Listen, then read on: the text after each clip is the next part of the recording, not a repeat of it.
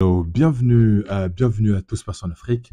Ici Christian Seri, votre agent immobilier à Dallas, dans l'État du Texas. Et donc voilà, si c'est la première fois que tu te connectes sur cette chaîne, j'aimerais t'inviter à liker, partager et à t'abonner. Ici, on parle d'éducation immobilière, on parle de business, on parle de leadership, on parle d'empowerment. Donc voilà, je suis agent immobilier et ici, on est là pour partager la connaissance. On est là pour partager la connaissance. Et c'est un plaisir renouvelé de me retrouver ici devant vous pour partager le contenu que j'ai. J'ai pas fait de vidéo la semaine dernière. Bon, j'ai fait un petit break avec le décès du président Bédier et ses funérailles et tout ça. Je me suis dit, bon, fallait marquer une pause. Donc voilà. Donc une semaine est passée, on reprend les activités. Donc ici, aujourd'hui, j'ai un sujet super important et super intéressant même, j'allais dire. On va élire ensemble les plus belles plages de la Côte d'Ivoire. On en a beaucoup, on en a pas mal. Il y a certaines plages qui sont littéralement, j'allais dire, oubliées. Dans cette dynamique du ministère du Tourisme, de développer et de rendre la Côte d'Ivoire plus attrayante. Je sais que le ministère du Tourisme a signé un contrat, un partenariat avec le club de Marseille en France, dans le sud de la France. Et c'est pareil, hein, comme le PSG avec le Rwanda, Visite Rwanda, ils l'ont fait avec le PSG, ils l'ont fait aussi avec Arsenal, donc le Rwanda qui se promeut comme ça. Donc la Côte d'Ivoire aussi pas mal. Et ce qui fait aussi la beauté de la Côte d'Ivoire, ce sont ses plages. Mais avant de parler de ça, j'aimerais vous informer ou certainement vous rappeler. Le 5 octobre, au Palm Club à Abidjan, sera organisée une très grande conférence sur l'immobilier. Tu ne sais pas comment rentrer dans le domaine de l'immobilier, ou soit tu es déjà dans le domaine de l'immobilier et tu as besoin d'idées fraîches, tu as besoin de ça nouveau, tu as besoin de stratégies gagnantes, tu peines à mettre en place des stratégies gagnantes en immobilier. Donc, je pense que cette conférence est pour toi. Donc, pendant cette conférence, on viendra partager les stratégies en immobilier. Il y aura des experts en immobilier, il y aura des juristes, il y aura des notaires, il y aura des professionnels de la banque. Et donc, voilà, ce sera un moment aussi où on va passer un bon moment de networking.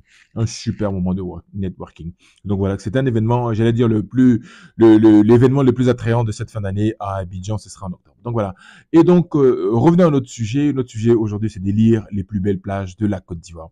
La Côte d'Ivoire est un pays qui est béni par Dieu, parce que nous avons accès à la mer, contrairement à certains pays qui sont vraiment comme le Mali, le Niger, qui n'ont pas du tout accès à la mer. Et donc nous, on a accès à la mer, c'est un avantage incommensurable.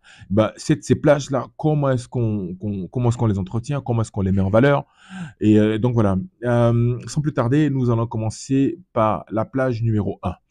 Numéro 1, parce que à Abidjan, nous avons Port-Boué. À Port-Boué, il y a de l'eau, il y a la mer, donc il y a accès à la mer, donc ce sont des plages. Mais vous allez convenir avec moi que la plage de Port-Boué c'est pas la bête des plages, hein. Je pense pas qu'elle soit vraiment la numéro 1. Parce que il y a les habitants qui sont à côté aussi, bon, elle a besoin d'être entretenue. Donc c'est pas, mais sinon, t'as pas envie d'aller à Bassam, tu veux rester juste à Port-Boué là, c'est à côté, tu peux marcher au bord de la mer, mais cette plage-là n'est pas du tout entretenue et cette plage n'est pas du tout mise en valeur. Je pense que la ville d'Abidjan, le district d'Abidjan devrait peut-être construire des quais sur le long de ces plages-là, celle de Port-Boué, pour pouvoir permettre aux gens d'y aller certainement passer du bon temps. Donc la plage numéro 2, je dirais celle de Bassam, parce qu'on va aller de Bassam jusqu'à Sini. Donc numéro 2, Bassam. Bassam, c'est pas mal parce que c'est pas trop loin, 30 minutes d'Abidjan.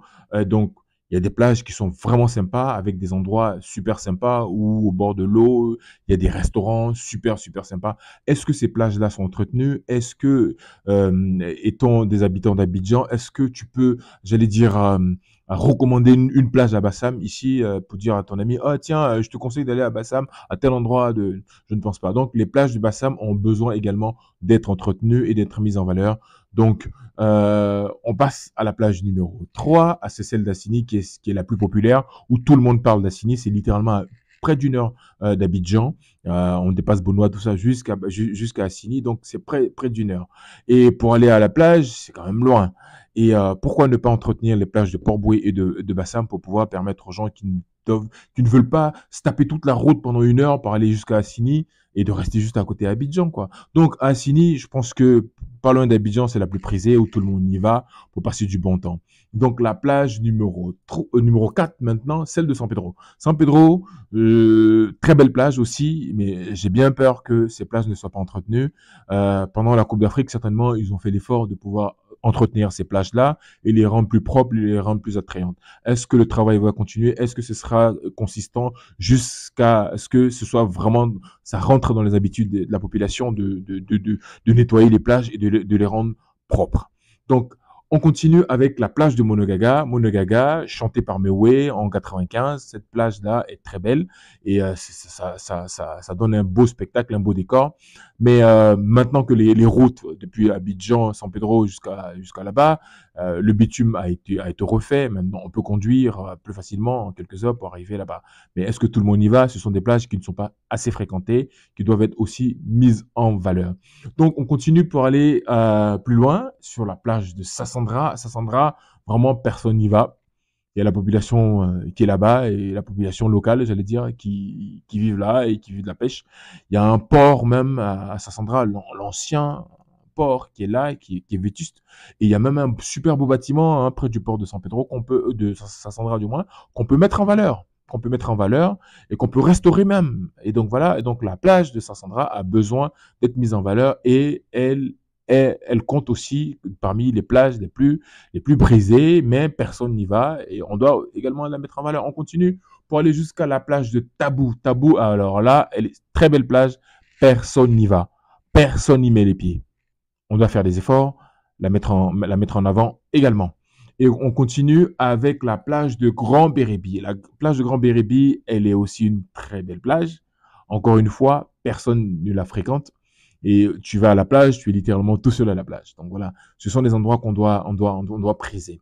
Et j'aimerais faire cette proposition au ministre du Tourisme, d'essayer d'établir ou de mettre en place une brigade des plages, une brigade nationale des plages.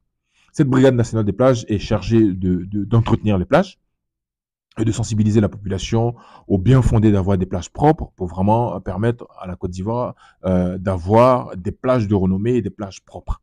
Et même, pour vous dire, cette brigade peut organiser chaque mois ou chaque 2, 3 semaines des campagnes de nettoyage parce qu'il y a beaucoup d'Ivoiriens qui sont en Côte d'Ivoire et qui ont envie de donner de leur temps libre pour soit les dimanches ou les samedis, les matins, de 8h à midi par exemple, ceux qui sont volontaires, venir au bord de la plage et aider cette brigade-là à nettoyer et à rendre ces plages-là propres.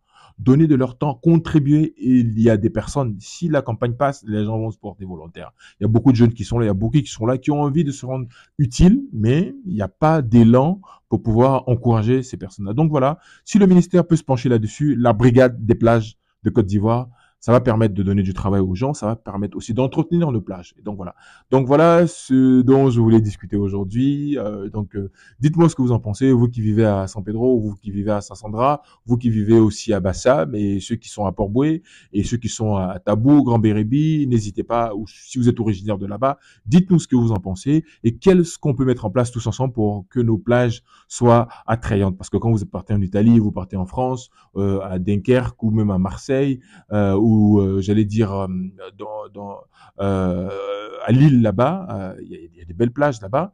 Les gens, voilà, ces Français ou ces Européens, ils prennent soin de leur plage. Les gens veulent aller en Sicile ou je sais pas quoi. Pourtant, chez nous, on a des belles plages également. Donc voilà, encore une fois, Christian Seri, agent immobilier à Dallas, dans l'État du Texas. Donc voilà, si vous avez apprécié, partagez, likez et à très bientôt. Allez, salut.